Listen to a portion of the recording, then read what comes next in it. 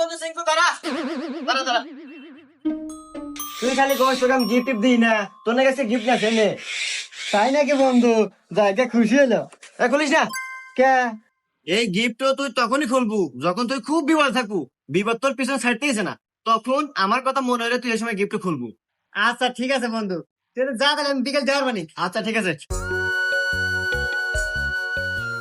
কে রে, তুই যে আমার থেকে সুদের উপর টেনে নিলু, আজ 6টা মাস হয়ে গেল, সুদ তো দেশই না, আসলটাও দিতেছ না।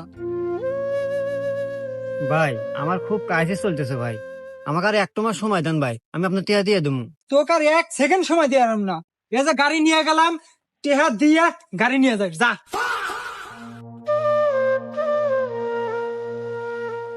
জাহাঙ্গীর ভাই আমাকে 1 কেজি আটা দেন। তোকে দিমু আটা, আজ 1 বছর ধরে বাহিনী খাচ্ছু 10,000 টেহা, আগে টেহা দে তারপর আটা দিমু।